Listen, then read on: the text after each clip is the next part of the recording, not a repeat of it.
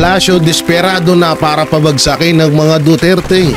Oo, may panibagong naiisip na naman na kabalbala ng administrasyong Marcos. Ito, alam ko pati kayo magagalit kayo. At ang pinakamalupit dito, delikado ang bansang Pilipinas sa gagawin ng administrasyong Marcos. Ipapakita ko sa inyo yun mamaya kung ano yan. At ito nga Vice President Sara Duterte, so kahit sobrang panggigipit na ginagawa sa kanya ay mas nakakatulong ang Office of the Vice President kesa sa Office of the President. Nauutal-utal ako. Parang kailangan ko ata ng burger. Parang nagugutom ako Gutom nga na naman, Jing.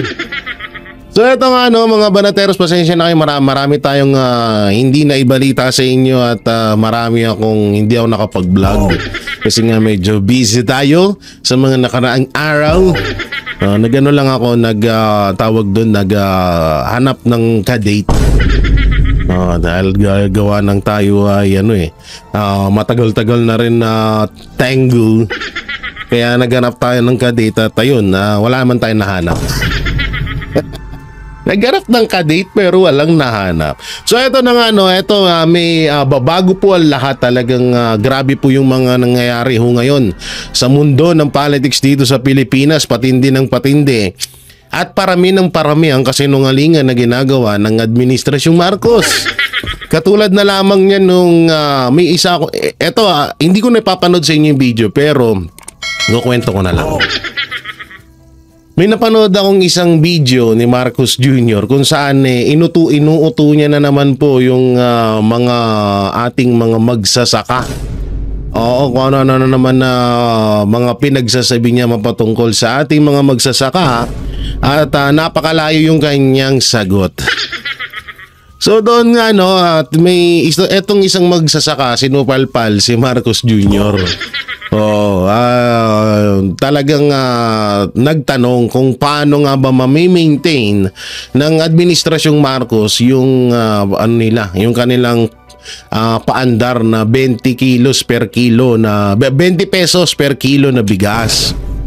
Ngayon, sa mga nakapanood dyan, doon may kita nyo po kung gaano po manipulahin at utu-utuin ng administrasyong Marcos yung mga kababayan nating mga magsasaka. Ang lakas ng panguuto na ginagawa niya doon at ako'y tawa ng tawa dahil napakalayo ng kanyang mga kasagutan doon sa katanungan ng mga magsasaka. Ewan ko na lang ba talaga. Alam nyo, itong si Marcos Jr. ang lakas mang uto. Oo, talagang kung si Pinocchio ang hari ng kasinungalingan, si Marcos Jr. naman ang tinatawag na Diyos ng kasinungalingan. Diyos ng kasinungalingan. O hindi kasi doon, tawang-tawa talaga ako. Sabi ko, grabe itong tao na to. Oo, yung mga magsasaka napapaisip na lang, paano mo magagawa yun? Mami-maintain daw ng administrasyong Marcos yung pagbili ng palay sa mga magsasaka tapos ibibenta ng mura. Ang sabi ko naman, paano mo mami-maintain? Sige, sabihin na natin, sige, kaya mong i-maintain. Kaya pala taas ng taas yung utang ng Pilipinas. Kasi unang-una bibili ka ng mahal na palay tapos magbebenta ka ng murang bigas. Parang isang malaking kalokohan, di ba? Ang kasi pa dito, ang pinaka iniisip po natin dito saan kinukuha yung budget na yun? Kaya baka kaya lumalaki ang utang ng Pilipinas kasi nga bibili ka ng mahal na palay tapos ibibenta mo ng murang bigas. Wala naman sanang masama doon na makakatulong yun sa mga kababayan natin. Ang masama kasi doon tayo din ang maaapektuhan dito sa bansa natin. Anak ng teting to si Marcos. Samantalang ipaalala lang natin to kay Marcos Marcos, baka pwede mong at kay Auntie Claire na baka pwede mo namang baka pwedeng masagot naman to ni Auntie Claire. Kasi yung mga nakaraang araw puro kuda etong si Manang Claire, tas puro na naman Duterte ang lumalabas sa kanyang bunganga. Pero etong mga katanungan ng mga netizen, etong 41 billion GAA, no? National budget ay hindi pa rin lulutas kung saan napunta yung budget na yan. Yung 500 billion na budget sa flood control, wala na rin. Yung Maharlika Fund na nagkakalaga ng 250 billion, wala na rin. At ito pa pinakamalala, no? Kung maganda ang takbo ng administrasyong Marcos, bakit kailangan niya magbenta ng gold? At yan ay merong 129 billion pesos. So asan na din yan? At marami pa dyan, meron pa dyan na PhilHealth, GSIS, SSS, Land Bank Office, Land Bank of Philippines Fund at ano pa to? DBP. At etong small town lottery, asan na yung mga budget na yan? Kasi nabubuisit na ako kada tatanungin si Auntie Claire, anak ng teteng puro Duterte ang lumalabas sa bunganga niya. Wala nang iba kang marinig kundi puro Duterte na lang. Sabi ko, anak ng teteng to, pinaglihi ba to sa mga Duterte? May gusto ba to sa mga Duterte? Wala nang ginawa ko di Duterte. Kasi po nung unang administrasyon, kagaya lang po ng administrasyon ni Duterte na mas ano daw, may interview siya na mas mataas daw ang utang ni Pangulong Duterte nung siya ay nung administrasyong Duterte kaysa sa administrasyong Marcos. Ginagawa tayong tanga nitong hayop na to. Paano tataas una-una? Tumaas ng 4 point, kung hindi ako nagkakamali, 4 billion o 4 trillion ang utang ng government. Kung hindi ako nagkakamali nung panahon ni Pangulong Duterte sa loob po ng 6 years. No, sa loob ng 6 years. At nagkaroon po ng pandemya noon. Buong Pilipinas, hindi isang lugar lang. Samantalang, iniwanan po ni Pangulong Duterte ang utang ng Pilipinas na mayroong pong 11 trillion ang utang ng Pilipinas. At ayun na nga, pagpasok ng administrasyong Marcos at sa loob lamang ng 3 years, meron na po tayong 16 ongoing to 17 trillion na utang ng Pilipinas. So magkano lamang? 11, 12, 13, 14, 15, 16, 17. So 16, 6 itatapat mo sa 4 o sino mas mataas? Tanga ka ba? Hindi mas mataas. Partida 3 years pa lang yan. Yung 4 trillion na naging utang ni Pangulong Duterte, nag-ano po yun? Sa loob po ng 3 years lang yun. Eto, sa loob po yun ng 6 years, partida nagka-pandemya pa. Paano naman to? Paano naman administrasyon ni Marcos? 3 years pa lang. Bakit dumagdag po ng 6 trillion ng utang ng Pilipinas? Yan po yung pinaka malaking katanungan ng mga Pilipino na bakit ganoon. Tapos ngayon, ang masaklap dito, yung garapatan nito na attorney na piling matalino, na piling first lady. Alam mo, palitan mo na lang kaya si Lisa Araneta Marcos. Kung na lang kaya maging first lady ni Marcos Jr. Parang mas bagay kayo. Pares kayong tolongges. Diba? Oo. So, kasi yung bukang bibig niya na mas mataas daw yung utang ng Pilipinas kaysa daw ngayon. Sabi ko, tanga ang puti. Turingan attorney ka, wala kang alam sa mga pinagsasabi mo. Hindi, alam naman natin na itong si Auntie Claire talagang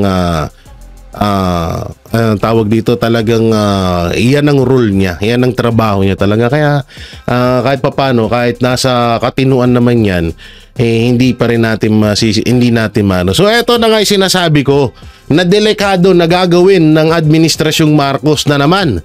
No, ito po, delikado po ito dahil alam nyo, tinanggal na ho ito sa hindi na po natin kadikit yan. Pero ngayon, eto nga, no, basahin natin. Ayan, baba natin. Mas maraming Pilipino ang nagsasabing pabor sila sa muling sumali ang Pilipinas sa Ano yung nakalagay? Wait lang hindi ko nababasa eh. Sa International Criminal Court or ICC. Batay sa resulta ng survey ng Okta Research. Grabe no ha? Tawag dito, di hamak daw na marami daw nagsasabi na mga Pilipino, ewan ko kung saan nila ginamit kung saan nila isinagawa tong survey na to. Marami daw mga Pilipino na pabor daw na bumalik tayo or makipag-connecta ulit tayo sa ICC. Kita mo, unti-unti nang lumalabas yung baho nyo. Dati, sabi ni Marcos, di niya papasukin ng ICC. Dati, pinapamukha ni Marcos na hate niya ang ICC. Tapos ngayon, may mga pasurvey na kayo na maraming Pilipino ang pabor. Anak ng teteng, saan nyo nahanap yan? Sinong mga Pilipino yan? Panoorin natin.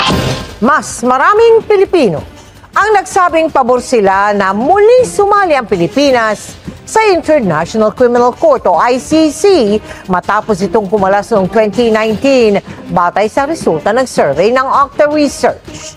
Sa kanilang tugon ng masa survey, 57% ang nagsabing pabor silang bumalik ang Pilipinas bilang miyembro ng ICC, 37% tutol at 6% ang undecided.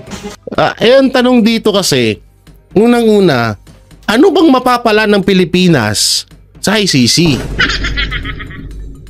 So may kasagutan diyan sa side ng Administrasyong Marcos. Meron silang mapapala. Alam niyo kung ano yung mapapala doon? Yan, katulad niyan ng lahat ng mga kagalit nila at involved sa tinatawag na war on drug ni Pangulong Duterte, ipapadala nila sa ICC. Nasamantalang gumagana naman yung justice system natin dito sa Pilipinas. Tsaka, bakit sa Okta Research lamang lumalabas itong ganitong survey? Bakit wala doon sa ibang mga site na nagsusurvey? At sino ba namang tanga ng mga Pilipino na bakit tayo babalik sa ICC? Unang-una, pulubi din yan. Pangalawa, magdudulot lang ng kaguluhan dito yan sa bansa natin. Pangatlo, bakit kakailanganin natin ng ICC? Gumagana naman ang justice system sa Pilipinas, yun nga lang binabastos ng administrasyon. Hindi totoo yan. Diba? Binabastos lang ng administrasyon yung natin dito, yung justice system. Kaya ngayon, si Pangulong Duterte nandoon yan sa The Hague. Diba? Doon nila ipinadala kasi nga kakampi nila yan. So eto, napakaliwanag po na talagang kontrolado na ho tayo talaga. Kung sakaling magkataon to na pinayagan nga ng administrasyon na bumalik tayo na makipag-ugnayan ulit sa ICC, lumalabas lamang po na ang Administrasyong Marcos at ang buong Pilipinas ay hawak na ho ng makakaliwa. Alalahanin niyo po kaya nandoon si Pangulong Duterte sa ICC dahil yun po ang pinakamalaking kuta ng mga makakaliwa na ngayon ay dumadami at parami na naman sa buong Pilipinas dahil, kanino? Dahil kay Marcos Jr.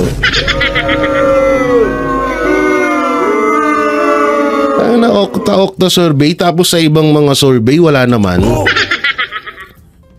Tapos ang malupit pa dito, nung ipinalabas ang survey sa pagbagsak ng tiwala ng taong bayan kay Marcos Jr. na umabot na nga ho ng 17% na mga Pilipino na yun na lang yung natitirang nagtitiwala kay Marcos Jr., hindi ibinalita yun ng mainstream media. Hindi ibinalita yun ng mainstream media kung matatandaan nyo. Pero pagdating dito, ibinalita agad.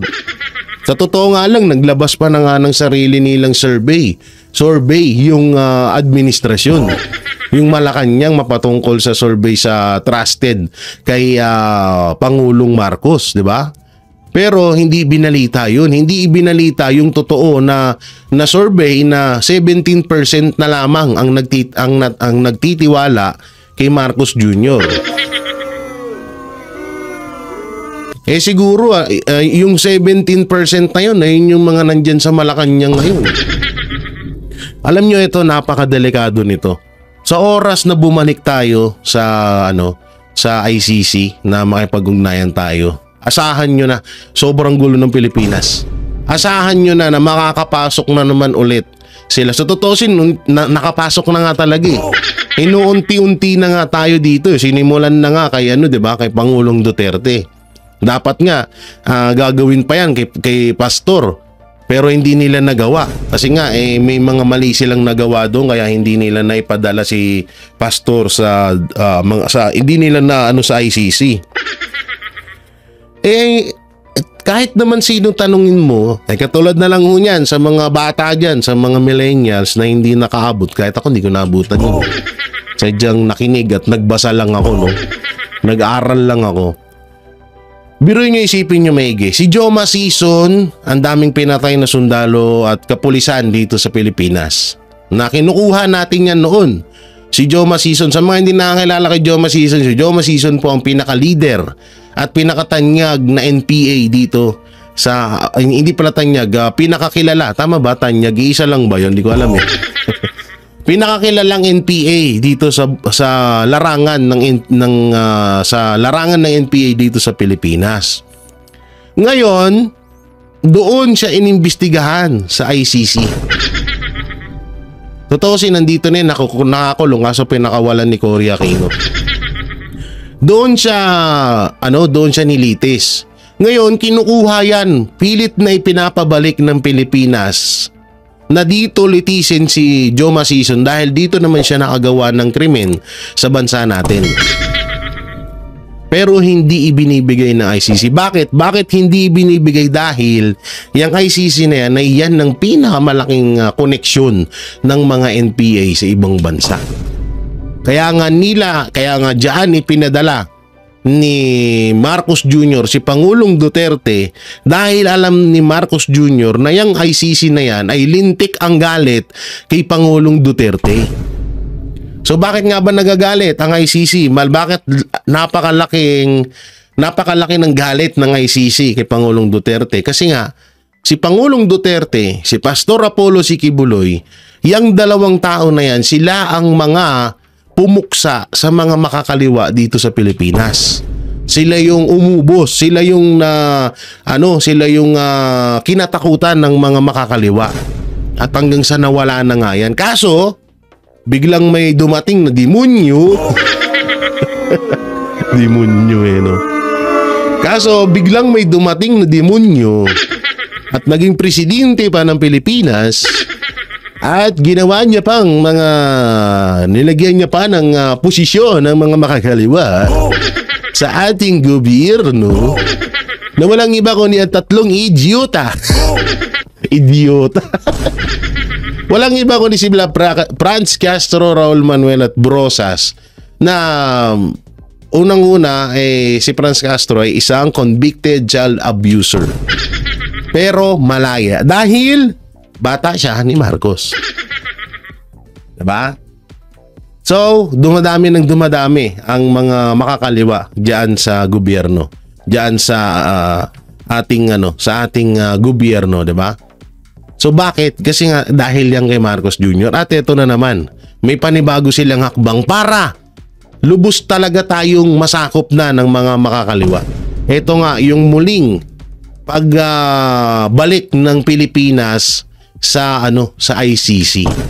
Ito nakakatakot talaga to mga Tapos ito, hindi ako naniniwala kitang-kita naman ho natin na marami hong mga Pilipino na tumutol at nagalit sa ginawa ni Marcos Jr. kay Pangulong Duterte na pagkidnap at pagdala doon sa dahig. 'Di ba? So, tapos ngayon magkakaroon ng 57% ng mga Pilipino na pabor tayong bumalik sa ICC. Isang malaking katarantaduhan yun. Isang malaking katarantaduhan po ito mga kababayan. Etong mangyayari na to. Kaya tayo dapat mag-iingat na tayo. So tuloy natin. Ayon sa Octa Research, non-commissioned ang survey na ginawa mula April 20 hanggang 24 at may 1,200 na Pilipinong edad 18 pataas na respondents. Meron niyang plus-minus 3% na error margin at 95% na confidence level. Wala pang komento kaugnay dyan ng Malacanang. Wala, tapos na pala. Tapos na pala, no? Wala na daw pala komento ng Malacanang. Ano daw? Wala na daw, ulit? Margin at 95% na confidence level. Wala Okay. pang komento kaugnay dyan ng Malacanang. Aba, wala pa daw komento kaugnay dyan ng Malacanang. Ang galing. Palakpakan natin ng ang galing nila mambudol. Oo, ang galing, sobra. Ang galing nyo. Kung nga rin, wala pang alam, no? Oo, pero alam naman na natin kung sino may pakana nito. Tangina. Ang lupit nyo talaga, oo. Kakaiba. Oo, iba din talaga. Oo, samantalang ito, panoorin din natin to. Ito, isa rin malupit, no? Remulla. Ito, Remulla. Lakayan natin. Yan. Remulla. Justice Secretary Jesus. Puta na, may Jesus pa pala sa pangalan to. May Jesus pa pala sa pangalan to, in fairness, Secretary Justice Jesus Crispin Remulla hindi na magiging problema ang kanyang kinakaharap niyang reklamo kaugnay sa pag-aresto kay dating Pangulong Duterte para sa kanyang pinaplanong aplikasyon bilang susunod na ombudsman. Yun, lupit naman yan, sana all. Pasana all ka na lang. Hindi kasi alam nyo, talagang totoo naman yung sinasabi ni Remulla. Hindi nga daw siya, parang hindi siya kinakabahan. No, hindi siya kinakabahan sa isyung to dahil nga unang-una, backer ko. Bakit ako matatakot? Backer ko si Presidente. Trupa kami. Oo, sanggan dikit kaming dalawa. So bakit ako matatakot? Lakas-lakas ng backer ko. Andiyan pa si Tambalus-lus. Oh, 'di ba? Lakas-lakas ng backer ko, pero anak ng teteng, kung ito ang susunod na ombudsman, nako po. So alam na natin, tukoy na natin kung bakit.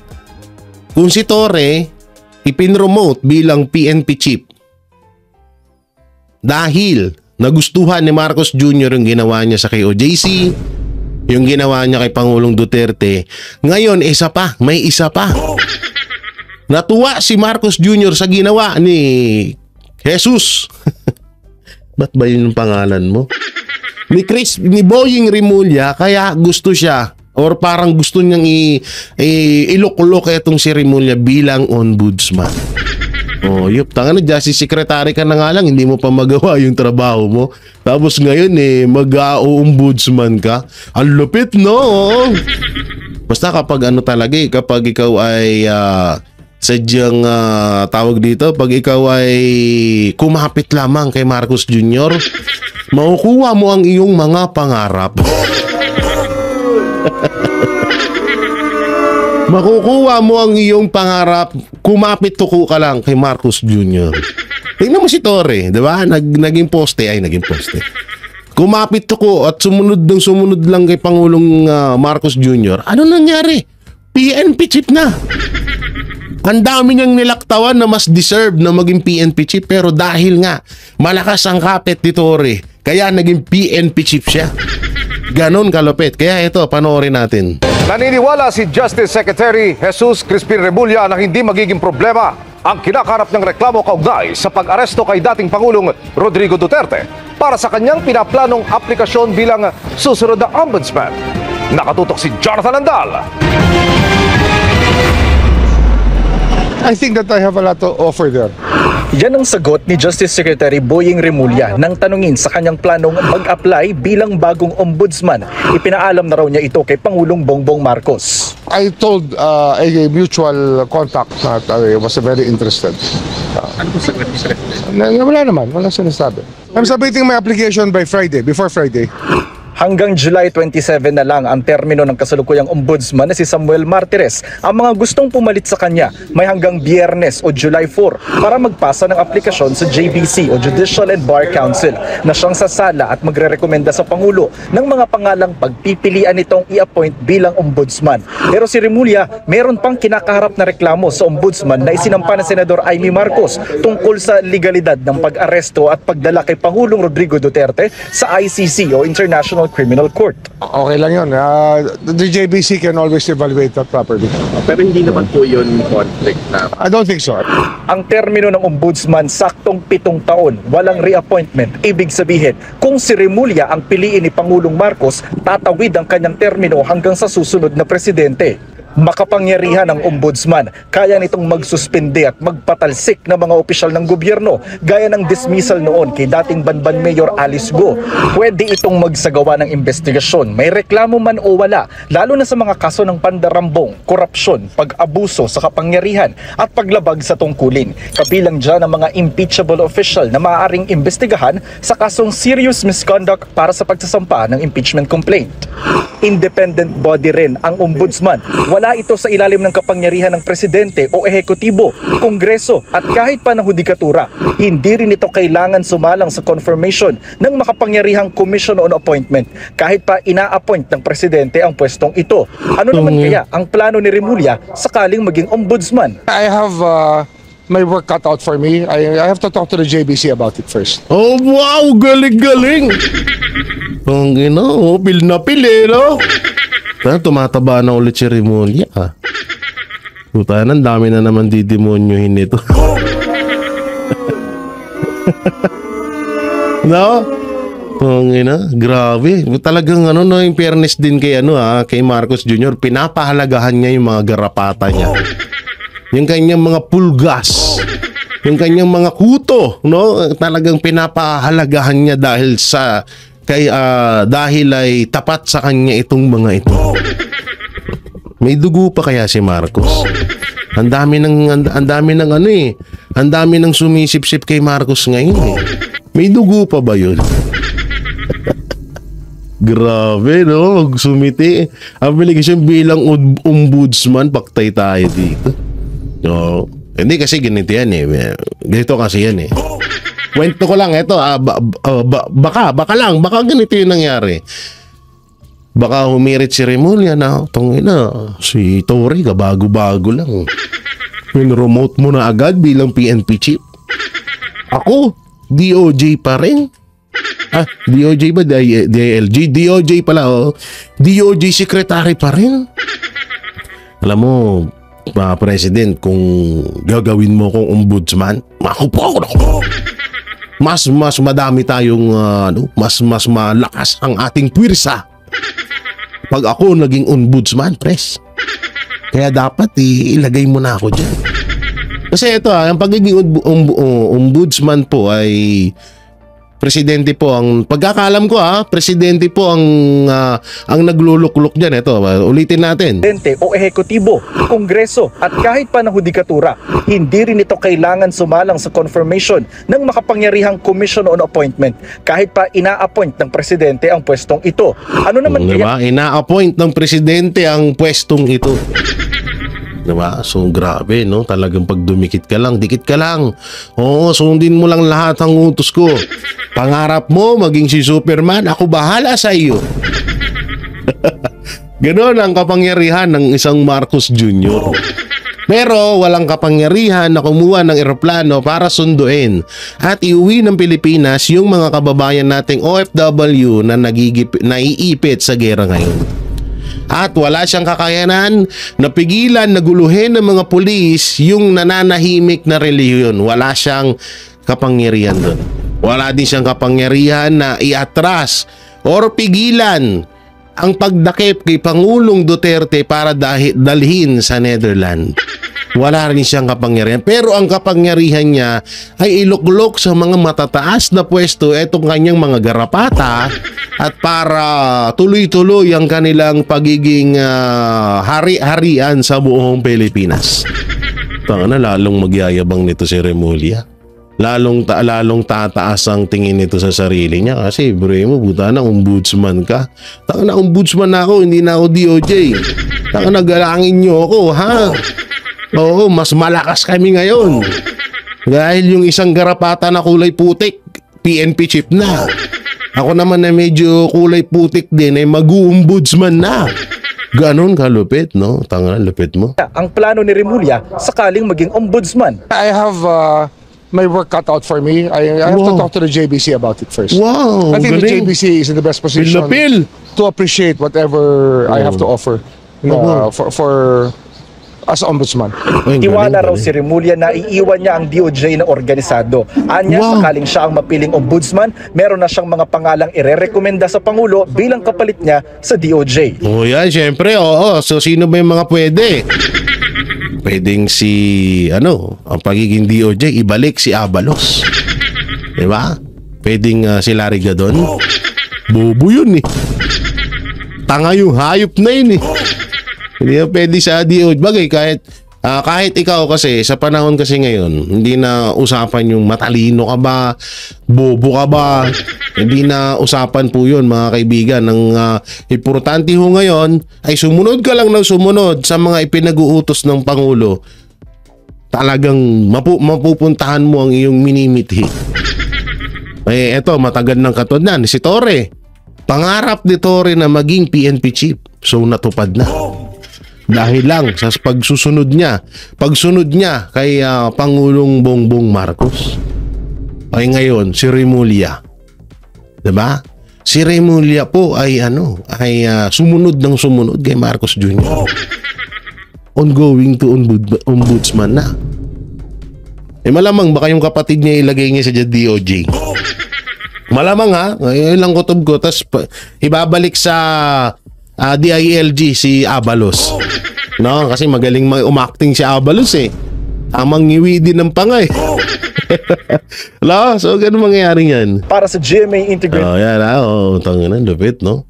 Mapapasanahol ka na lang talaga sa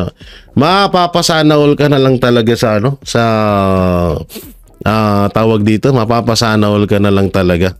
Kasi alam naman natin na ang ombudsman ay parang hindi hawak, no? Hindi hawak ng ni Haring Buhaya.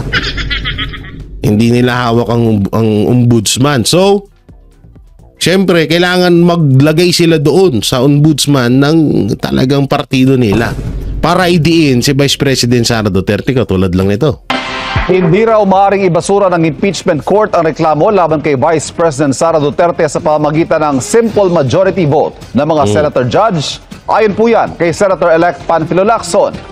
Pero maaari nga bang ibasura ang kaso kahit wala pang paglilitis? Nakatutok si Jonathan Andan. Katawa-tawa raw para kay incoming Senator Panfilo Lacson ang mga senator judge na nagmomosyon sa impeachment court. Hindi po pwedeng mag-move o mag-submit ng motion to dismiss ang isang senator judge kasi huwes kami. Hindi lamang sa mali, kundi improper, inappropriate. At katawa-tawa. Sasabihin ng judge, I move to dismiss. Pagkatapos siya rin po, this case is dismissed. Hindi ba napaka-awkward?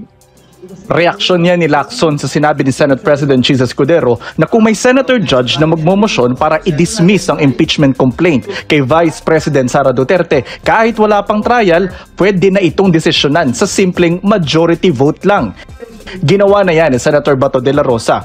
Pero pwede nga bang ibasura ng impeachment court ang impeachment complaint kahit wala pang paglilitis? Mag-uusap-usap kami. Bago kami magbotohan, I'm sure, pagkakaroon kami ng diskusyon. Ano ba yung gagawin natin? Merong motion to dismiss. Ito ba yung action na natin even without conducting or starting a trial? Wala rin nakalagay sa ating konstitusyon, no? So, pagdating sa dismissal, habang ginagawa nila itong impeachment proceedings, ay gumagawa rin sila ng sariling rules na wala sa Senate rules at wala rin sa konstitusyon. Saan ka naman nakakita ng korte na imbes na dinggin ang magkabilang panig, siya mismo ang magmo-motion to dismiss?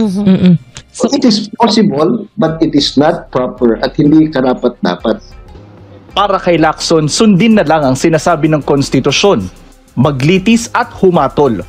Posible raw kasing mapahiya ang Senado kapag ibinasura nila kaagad ang impeachment complaint ng walang trial at nagpasaklolo sa Korte Suprema ang House Prosecution Panel.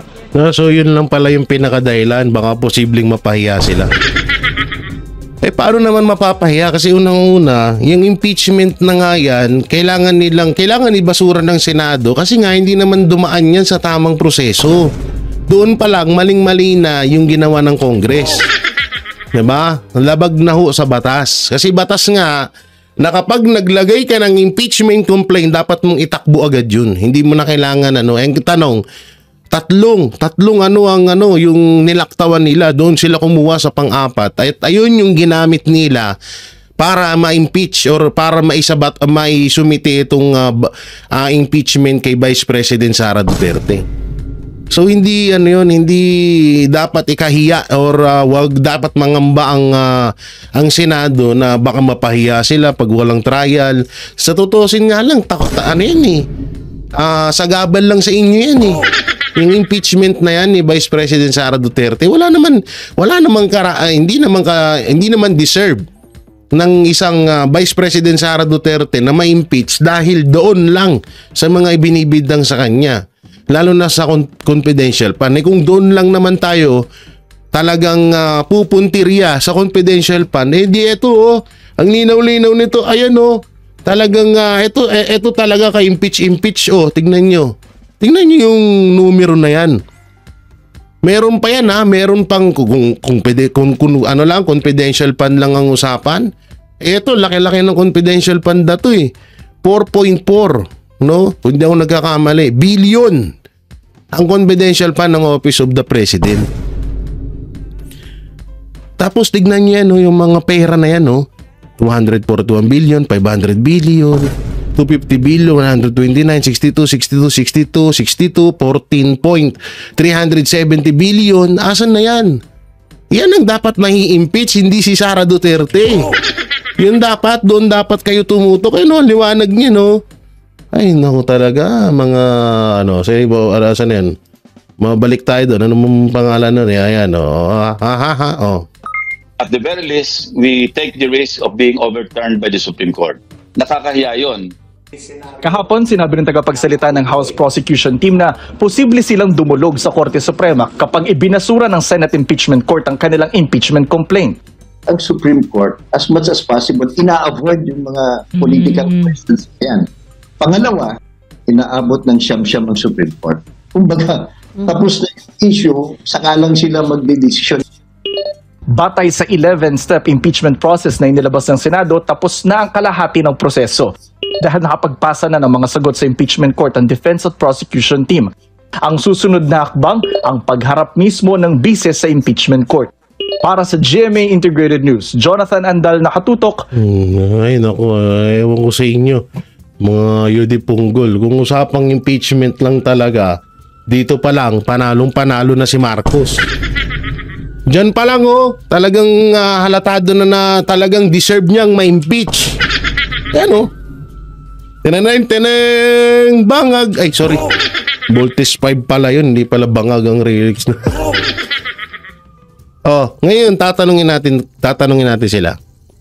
125 million kung usapan 125 million confidential fund ni Vice President Sara Duterte, kaya siya ini-impeach ngayon. Tapos si Marcos Jr. 4.5 or 4 billion confidential fund ang meron sa Office of the President. Di ba kulangot lang yung 125 million na confidential fund ni Vice President Sara Duterte? Ano pa tong mga to? Eto na lang, base tayo dito sa sa gold. 129. Asan ang 129 billion na pinagbentahan ng ginto? Eto yung na-overwhelm. 500 billion or 1.4 billion a day na nagagastos daw sa flood control, at ngayon talagang kita natin na walang flood control dahil panay ang baha dito sa Pilipinas. At ito ang pinakamalupit, asan na rin to? yung 241, no, na merong blank item doon sa National Budget 2025. So kung usapang impeachment, ito deserve niya. Ito dapat ang nai-impeach, hindi si Vice President Sara Duterte. Deserve ni Marcos Jr. na ma-impeach dahil sobrang daming pwedeng talagang matatawag mong impeachable na pwedeng ibato kay Marcos Jr. Diba? Paulit-ulit lang tayo dun sa confidential tayo na confidential lang. Ang dami-dami, mas mataas pa nga yung magkapatid na Remulla Yung DOJ tsaka DILG, magkano confidential fund doon? 500 million. Bakit sila? Hindi nyo sila sinisilip. Bakit hindi nyo man lang tinatanong kung saan ba ginagamit? Ang pinaka nakakatanga pa dyan, kaya nga confidential Dahil dapat confidential, hindi mo dapat malaman yung tanga, diba? So yan mga Banateros, mga kabiyaya, anong may kukomento nyo sa mga napanood nyo? I-comment nyo lang po dyan sa baba. At syempre, don't forget to like, share, comment, and subscribe sa ating YouTube channel. Pipindot na lang din po yung bell button para lagi kayo updated sa ating mga video araw-araw. So yun, mega love shoutout sa lahat po ng OFW Hero Abroad, saan man panig ng mundo, at sa ating mahal na mga senior citizen na patuloy na sumusubaybay sa Banateros Brothers and SMNI. So yun, maraming salamat. Ingat po kayo palagi. God bless and peace, and bye-bye.